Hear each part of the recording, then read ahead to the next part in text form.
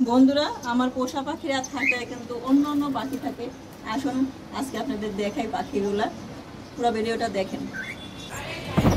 বন্ধুরা, এই যে দেখতেছেন আমার পাখির সাথে আরেক পাখি দেখতেছেন হাড়ির ভিতর গেল। কিন্তু যাই হোক, এই যে খাঁচার ভিতরে যে পাখিটা দেখতেছেন এটা কিন্তু মনিয়া পাখি, তারই কিন্তু বাচ্চা আরেক জোড়া দেখতেছেন সুন্দর বাইরে বসে আছে।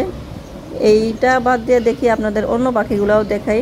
এই যে হাড়িতে পাখি আছে, সেটা দেখা দেখি কিন্তু বাহির থেকেও কিছু পাখি আছে। আমি বারান্দায় যেহেতু পাখি পুষি, পাখি খাবার দেই, এই জন্য কিন্তু বাহির থেকেও কিছু পাখি আসে খাবার খাওয়ার জন্য। তার জন্যই কিন্তু আসলে ব্যবস্থা করছি, হাড়ি দুইটা দিছি। তো হাড়িতে উঠতে দেওয়ার পরে কিন্তু দেখলাম এই যে পাখিরা আসে, দেখতেই পারতেছেন পাখি কিন্তু আসলো, হাড়ির ভিতরে গেল। তোরা বাচ্চাও আছে কিন্তু। তো প্রথমে কি হলো, হাড়ির ভিতরে কিন্তু তারা নিজেরাই বাসা বাঁধলো, তারপরে ডিম দিলো, সে থেকে কিন্তু বাচ্চাও আছে এখন, আপনারা কিন্তু দেখতেই পারতেছেন। তো বাচ্চা আপনাদের পরে দেখাই, আগে দেখেন। একটা পাখি কিন্তু ভিতরে গেল, আরেকটা পাখি কিন্তু আসলো, খাওয়ানোর জন্য কিন্তু আসে। তো তারা কিন্তু বাইরে থেকে খাবারটা নিয়ে আসে, আর এখানেও কিন্তু আমি খাবারের ব্যবস্থা করছি।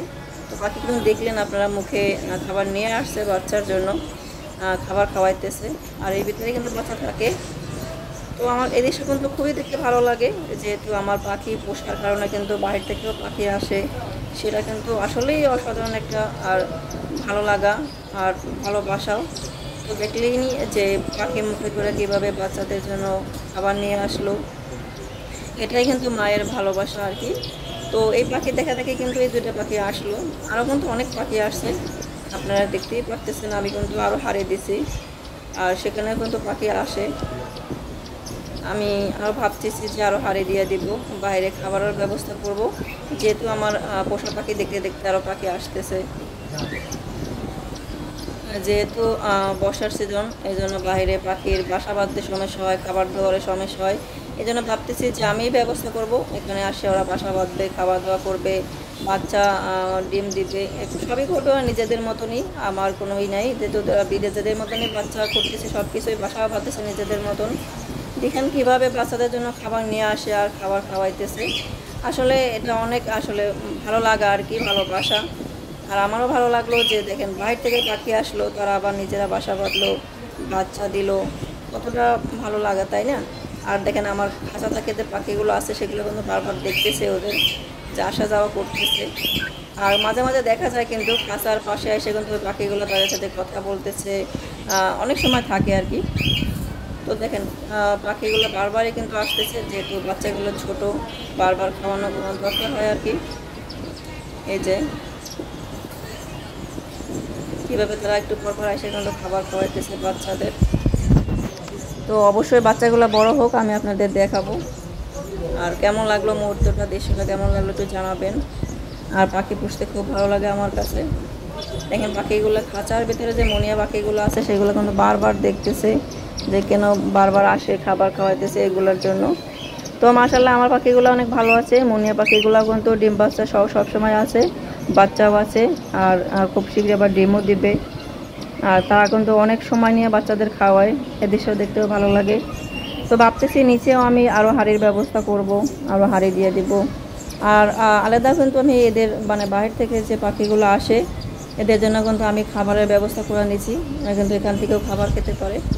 যেহেতু ছোট বাচ্চা, তো এই জন্য তারা খাবার মুখে করে নিয়ে আসে, আর তারা কিন্তু আমাদের এখানে আমার মানে রাখা খাবারগুলাই খায়।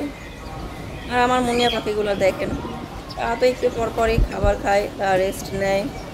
যেহেতু প্রচুর গরম পড়ছে, এই জন্য আর কি তারা বাইরেই বসে আছে, খাবার খাইতেছে কিন্তু।